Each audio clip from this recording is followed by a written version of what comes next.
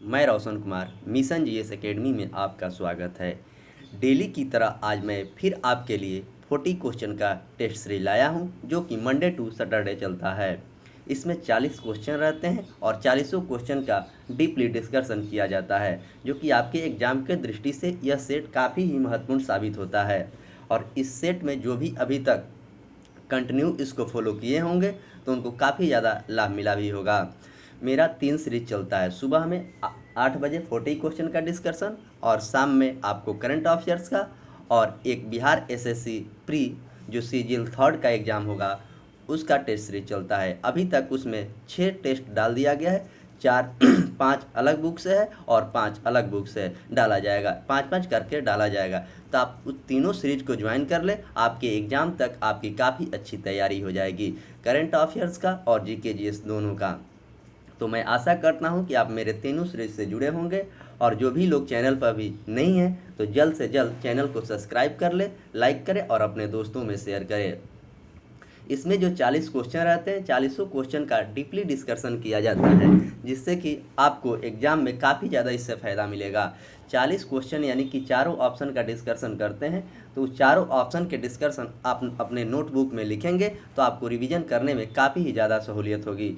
पढ़ने का अच्छा तरीका वही माना जाता है जो रिवीजन करके पढ़ता है। एक बार में किसी को नहीं याद होता है, तो आप रिवीजन करेंगे तो आपको याद काफ़ी दिनों तक रहेगा, आपको एग्ज़ाम में कोई भी कन्फ्यूजन नहीं होगा।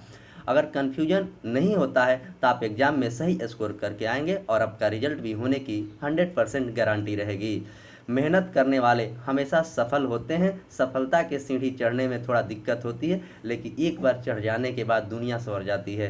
तो इसीलिए आप मेहनत करें, आप सफल ज़रूर होंगे। जो भी स्टूडेंट मेहनत किया है वो सफल हुआ है। और पढ़ने का तरीका है कि आपके रूम में टेबल कुर्सी होना चाहिए और हाथ में कलम और नोटबुक होना चाहिए। जो भी चीज़ बताया जाता है, आपको जो इम्पोर्टेंट लगे उसे आप नोटबुक में ज़रूर नोट करें। इससे होता क्या है, आप जब रिवीजन करेंगे तो आपको कोई दिक्कत नहीं होगा।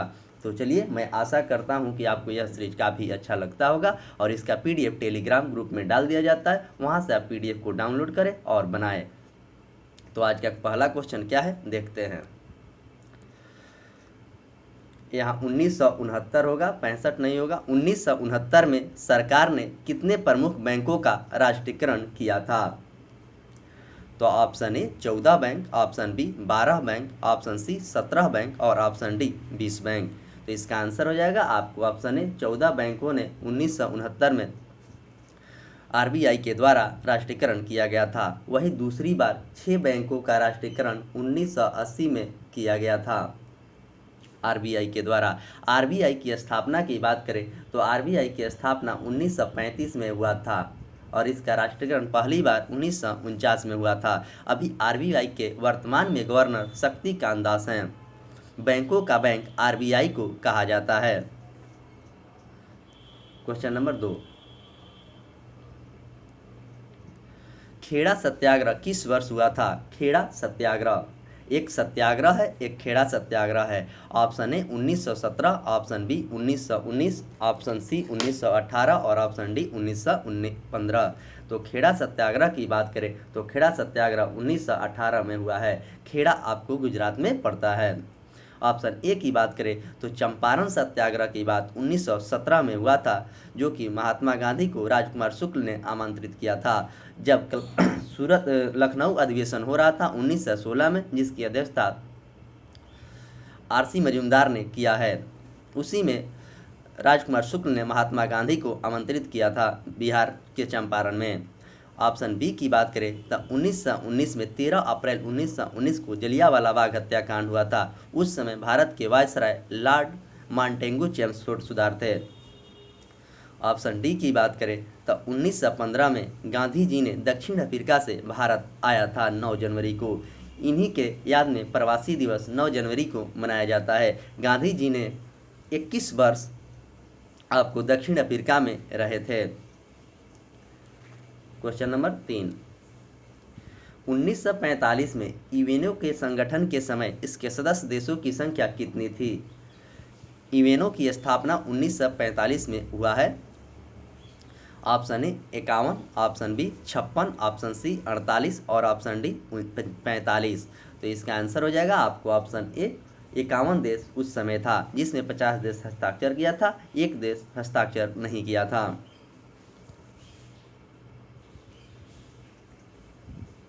क्वेश्चन नंबर 4, मई 1998 में पोखरण में भारत द्वारा कितने नियंत्रित नाभिकीय विस्फोट किए गए थे 1998 में? Option A 1, option B 4, option C 5 और ऑप्शन डी 2। तो इसका आंसर हो जाएगा आपको ऑप्शन सी 5। 1998 में पोखरण में भारत द्वारा 5 नाभिकीय विस्फोट किए गए थे। क्वेश्चन नंबर 5, अरावली के उच्चतम बिंदु का नाम क्या है? अरावली के उच्चतम बिंदु का नाम क्या है? अरावली पर्वत है जो कि राजस्थान से लेकर दिल्ली तक फैला है। भारत का सबसे नवीनतम पर्वत अरावली है। Option A Kamet, option B saddle peak, option C Guru Shikhar और ऑप्शन डी ओम पर्वत। तो अरावली पर्वत के उच्चतम बिंदु को गुरु शिखर कहते हैं, जिसकी ऊंचाई 1722 मीटर है।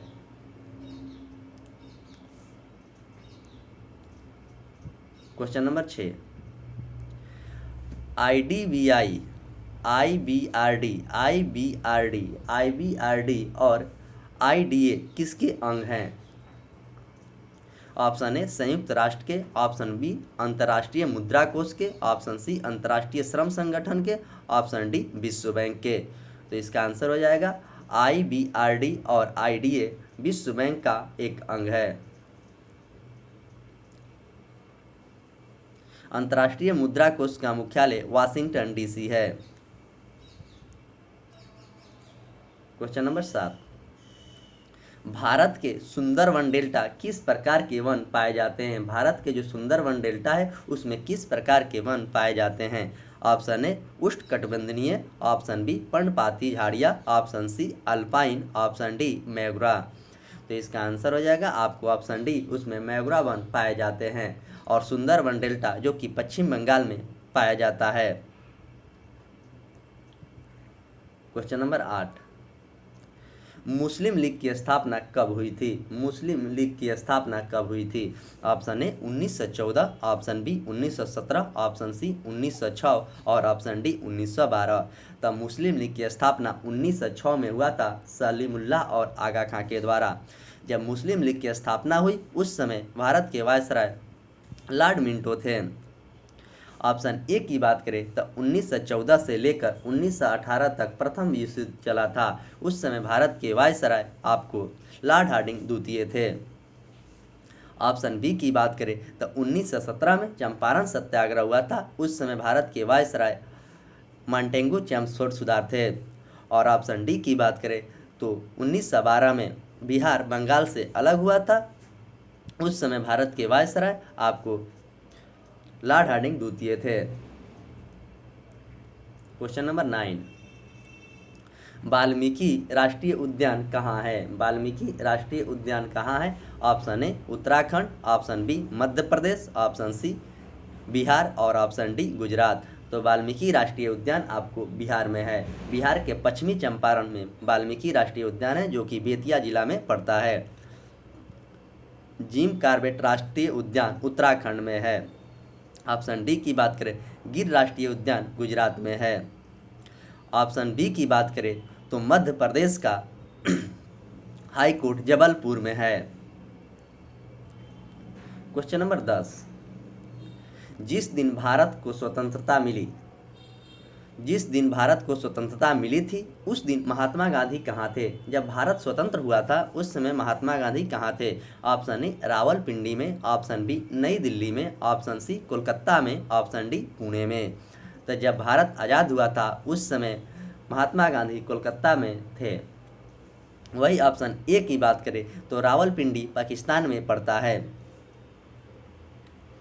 ऑप्शन बी की बात करें तो इंडिया गेट नई दिल्ली में है जिसकी स्थापना 1921 में हुआ था।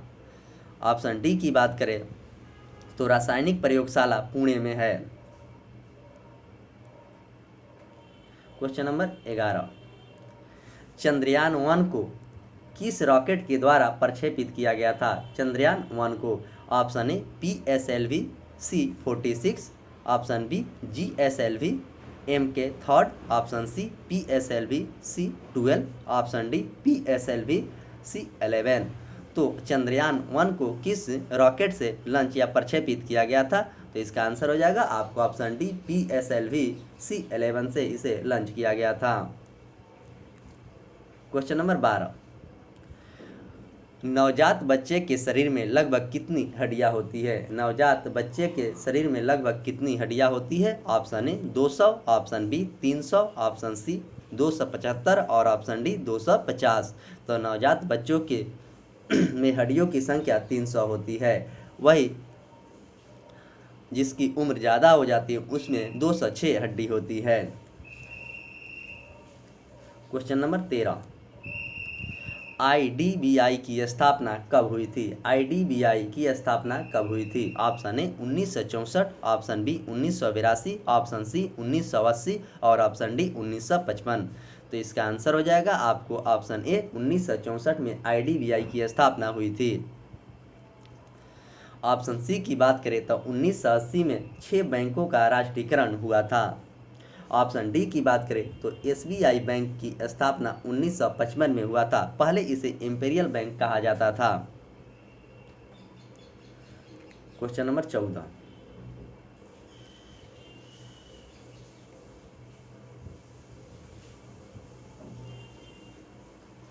कुतुब मीनार का निर्माण का कार्य किसने पूरा करवाया था? यह क्वेश्चन आपको BPSC CDPO के एग्जाम में पूछा गया था। कुतुब मीनार का जो निर्माण किसने पूरा करवाया था? Option A Nasiruddin Mohammad, option B Firoz Shah Tughlaq, option C Qutbuddin Aibak और ऑप्शन डी इल्तुतमिश। तो कुतुब मीनार का निर्माण का पूरा कार्य इल्तुतमिश के द्वारा करवाया गया था। एकता प्रथा की शुरुआत इल्तुतमिश ने ही किया था। नासिरुद्दीन मोहम्मद से बलबन की पुत्री का विवाह हुआ था, जिन्होंने अपना टोपी सीकर जीवन यापन किया था। फिरोज शाह तुगलक ने नहरों का सबसे ज़्यादा जाल बिछवाया था। ऑप्शन सी की बात करें तो कुतुबुद्दीन ऐबक गुलाम वंश के संस्थापक था। गुलाम वंश की स्थापना 1206 से लेकर 1290 तक था। क्वेश्चन नंबर 15,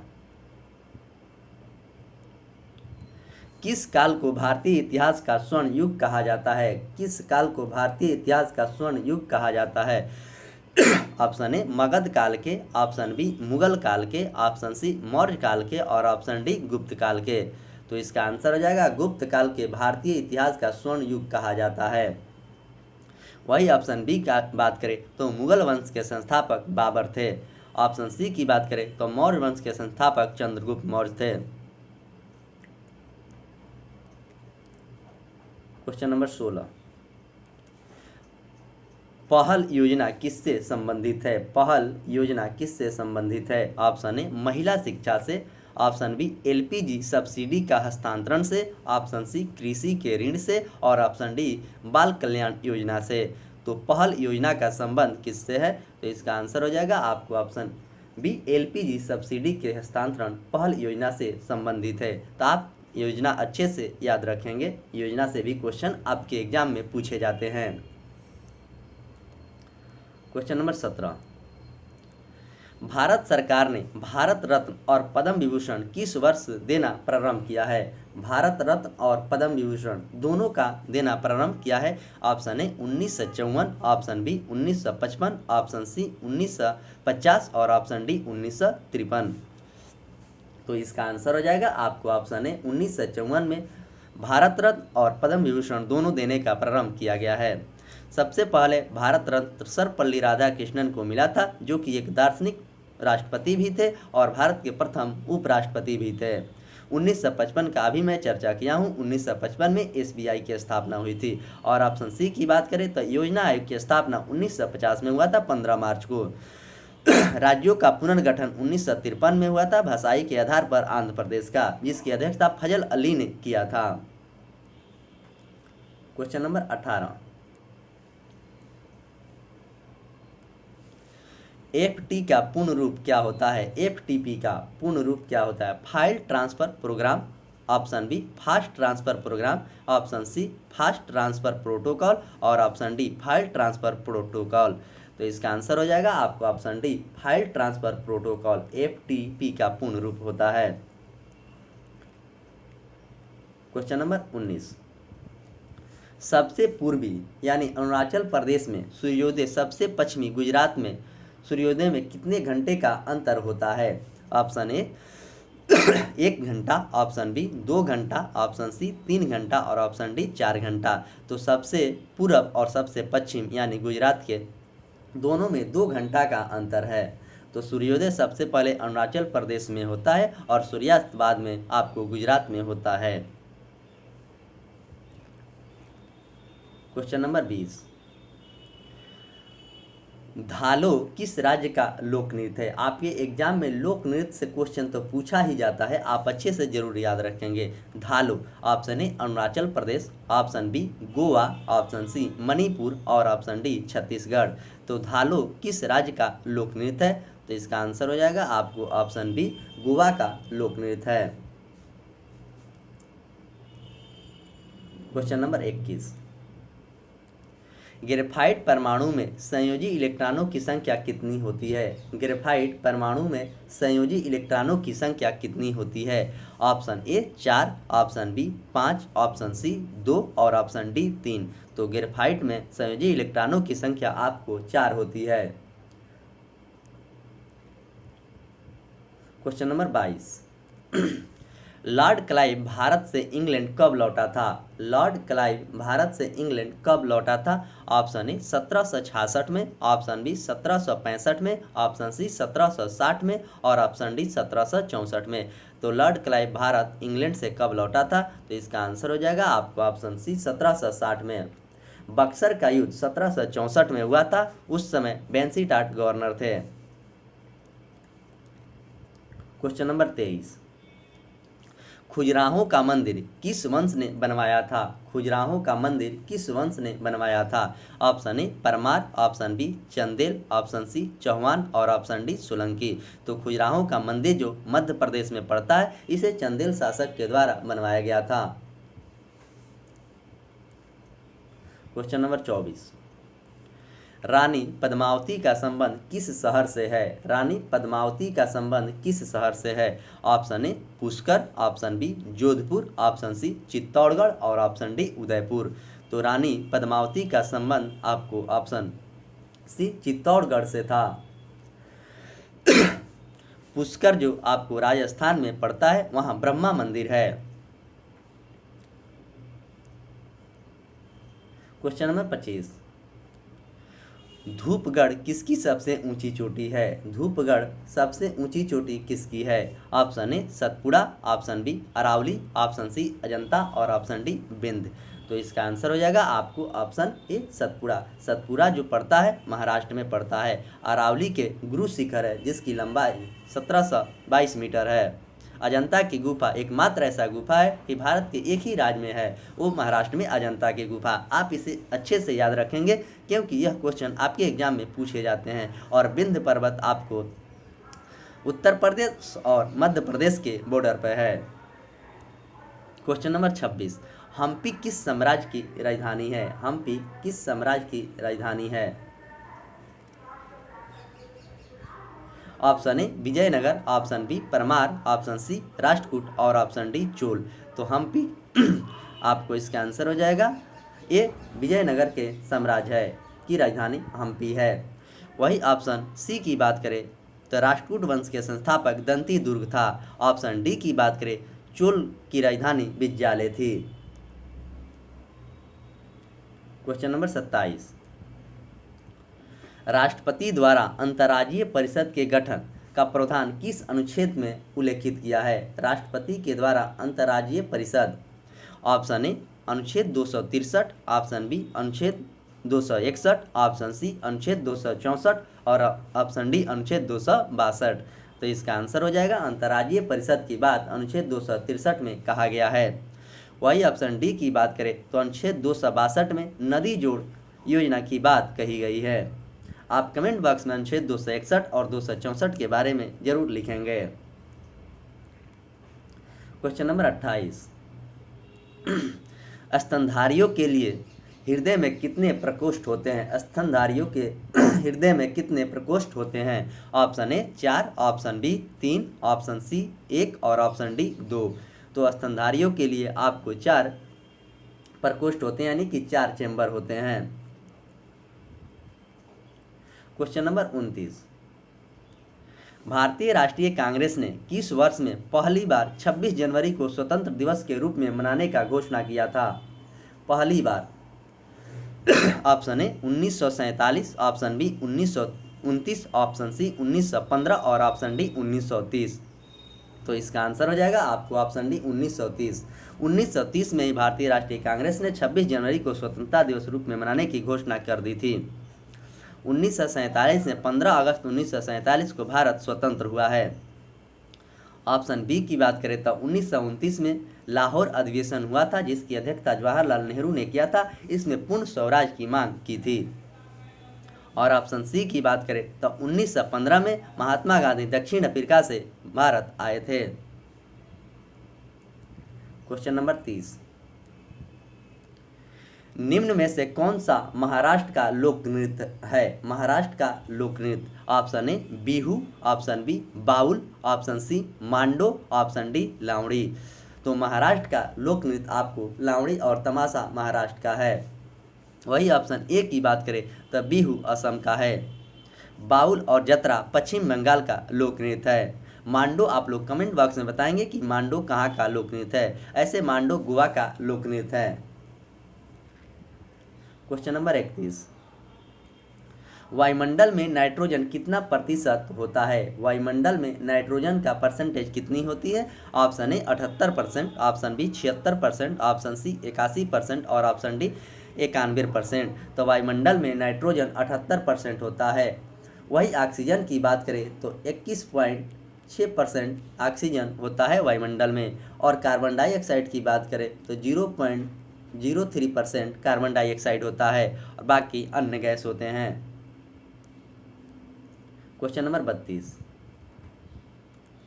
मानव शरीर के कौन से 2 प्रमुख अंगों में काफी मात्रा में चुंबकीय क्षेत्र उत्पन्न होता है? मानव के शरीर में कौन सा 2 अंग है जिसमें काफी मात्रा में चुंबकीय क्षेत्र उत्पन्न होते हैं? आमाशय और दांत, यकृत और पित्ताशय, ऑप्शन सी फेफड़ा और यकृत और ऑप्शन डी हृदय और मस्तिष्क। तो इसका आंसर हो जाएगा आपको ऑप्शन डी हृदय और मस्तिष्क, जिसमें चुंबकीय क्षेत्र उत्पन्न होते हैं। क्वेश्चन नंबर 33, एलपीजी का पूर्ण रूप क्या है? एलपीजी का पूर्ण रूप, option A liquid petroleum gas, option B liquid petrol gas, option C liquefied petroleum gas और option D liquidated petrol gas. तो इसका आंसर हो जाएगा आपको option C liquefied petroleum gas. LPG का पूर्ण रूप यही होता है।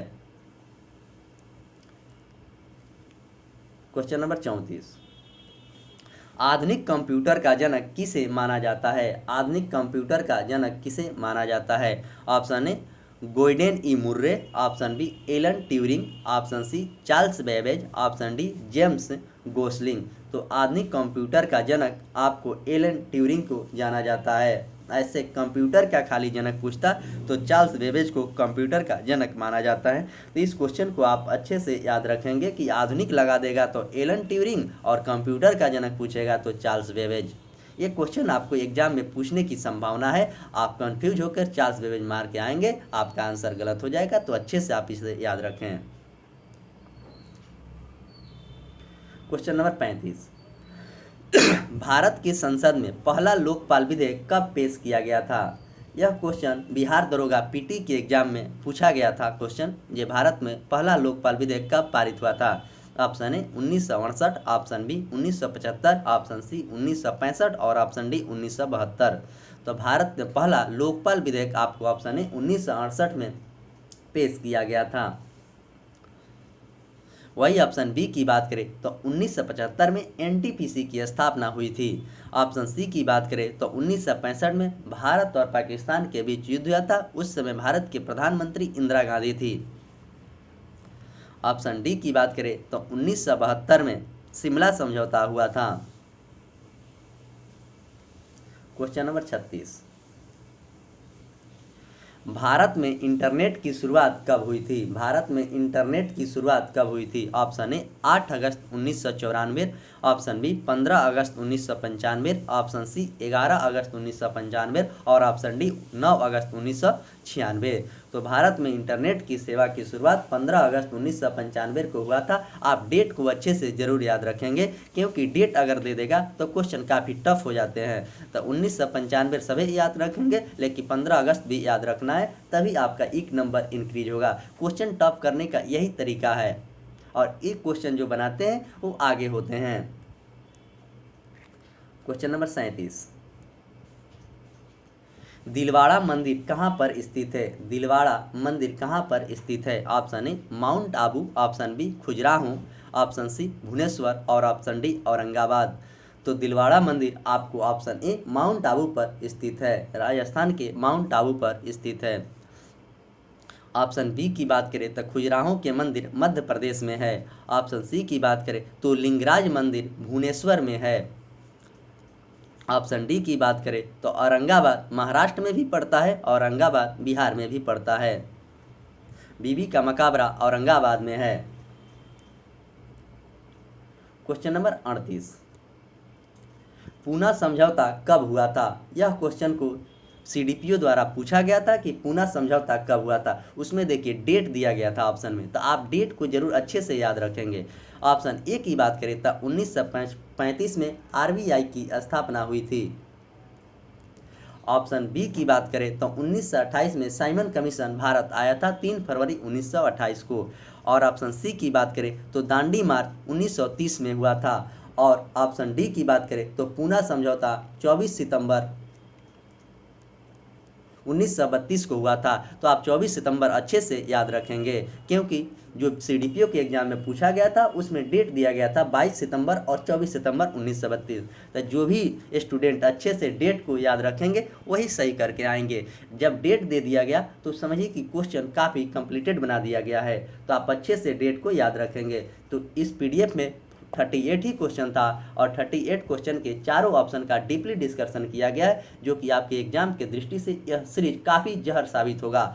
आप अच्छे से इस सीरीज को फॉलो करें, और कंटिन्यू आप 6 से 7 महीना फॉलो कर देंगे तो आपके जीके जीएस की तैयारी काफ़ी अच्छी हो जाएगी, और करंट अफेयर्स का भी तैयारी काफ़ी अच्छा हो जाएगा। बिहार स्पेशल का सेट डाल दिया गया है, और 20 सेट पहले भी डाला गया है। जो भी स्टूडेंट उस सारे वीडियो को नहीं देखे हैं तो प्ले लिस्ट में जाकर देख ले। और बिहार सचिवालय सहायक का जो प्री एग्जाम होगा उसका मॉडल प्रैक्टिस भी डाला जा रहा है। अभी तक 6 सेट को डाल दिया गया, 5 सेट दूसरे बुक से है और 5 सेट फिर दूसरा बुक से डाला जाएगा, जो कि 1 सेट दूसरे बुक से डाल दिया गया है। आप वहां से उस सीरीज को भी ज्वाइन करें, और उसका पीडीएफ टेलीग्राम में डाल दिया जाता है, वहां से आप टेलीग्राम से ज्वाइन कर ले और बनाएं। उसके बाद कमेंट बॉक्स में अपना स्कोर जरूर बताएं कि आपका नंबर कितना आ रहा है। उसका वीडियो रात में जब भी समय मिलता है डाल दिया जाता है डिस्कशन का, तो आप उसे डिस्कशन भी देख लें, और उसके बाद अपना स्कोर भी कमेंट बॉक्स में बताएं। जब तक एग्जाम नहीं होगा कंटिन्यू वो सीरीज चलते रहेगा, और उस समय तक आपकी तैयारी एक अच्छे लेवल की हो जाएगी, और रिजल्ट होने की 100% गारंटी रहेगी। तो मैं आशा करता हूं कि आप इस तीनों सीरीज से जरूर जुड़ेंगे, और नए लोग जो भी हैं चैनल को सब्सक्राइब करें, लाइक करें, वीडियो को शेयर करें, और अपने दोस्तों में भी वीडियो को शेयर कर दें। तो चलिए मैं इसी के साथ आज का सेशन का समाप्त करता हूं। मिलते हैं शाम 7 बजे करंट अफेयर्स के वीडियो में, तब तक के लिए धन्यवाद।